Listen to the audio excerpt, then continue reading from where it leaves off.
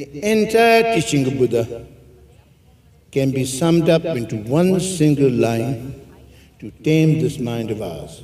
In Tibetan you say Rang is Sem. Rang means oneself, Sem is mind, Ndul is to subjugate, to tame or transform or conquer. It doesn't say conquer somebody else's mind, your mind. See, that think locally, act globally. Very much. Is that clear? Very much. To tame, you see, really is the main thing is to tame, to transform and conquer the mind of ours. Because you see, mind is the root of everything. Is the creator of happiness and the creator of suffering. It's sometimes in the Tibetan teachings called the universal ordering principle. Mind is the universal ordering principle. In Tibetan, Kunye Gyalpo, universal ordering principle. Creator of happiness, creator of suffering, and creator of what we call samsara, and creator of what we call nirvana is the mind. In fact, I know some of you know what samsara is,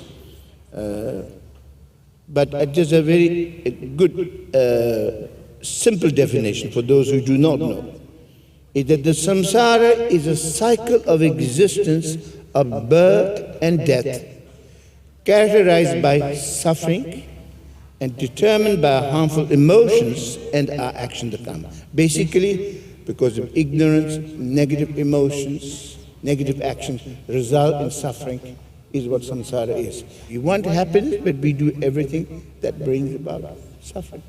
That's samsara. Whereas nirvana is literally the state of beyond suffering and sorrow. It can be said to be the state of Buddhahood. As the poet John Milton said in Paradise Lost, he said, "The mind is its own place and in itself can make a heaven of hell and hell of heaven."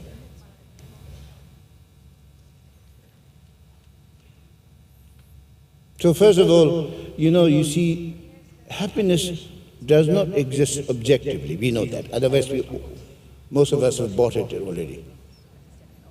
It is subject to one's experience. Really. So the most important thing is really, we need to conquer, to put it very simply, if we tame,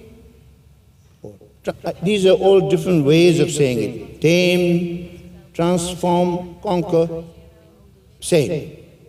Maybe some like tame, some don't like tame. Transform may be more,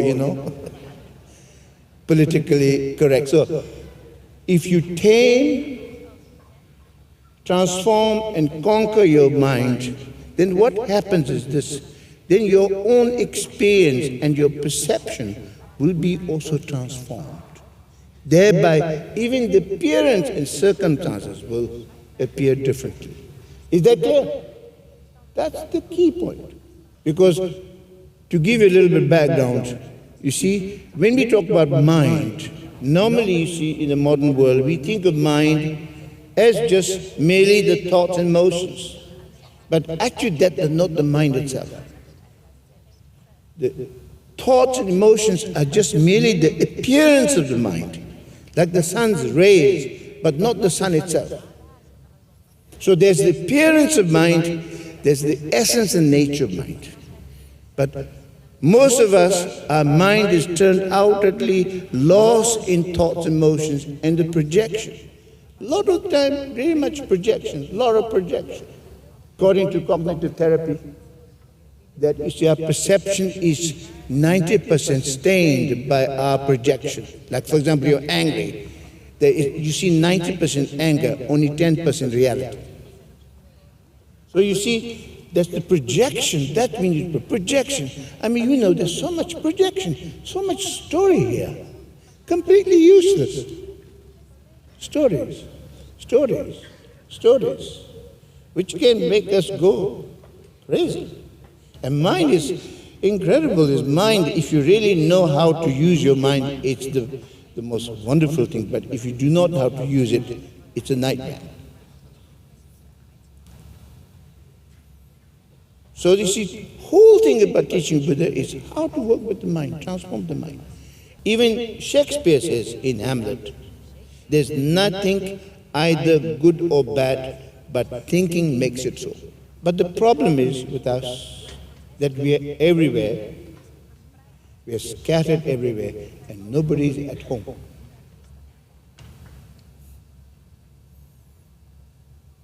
So, in many ways, we miss ourselves. In fact, we've lost the sense of being. We're always turned outwardly, lost in thoughts and emotions. We're always doing things, we're always speaking, we're always thinking or stinking. But we do not know who the doer is, or speaker, or not mindful aware of the thinker. So fundamentally, what we need to do is to bring the mind home. Bring the mind home. As the French philosopher Pascal once said, all of men's difficulties, also women's difficulties also. In early days, they all used to say mankind, but that's not politically correct now. All of men's difficulties are caused by his inability to sit quietly in a room by himself.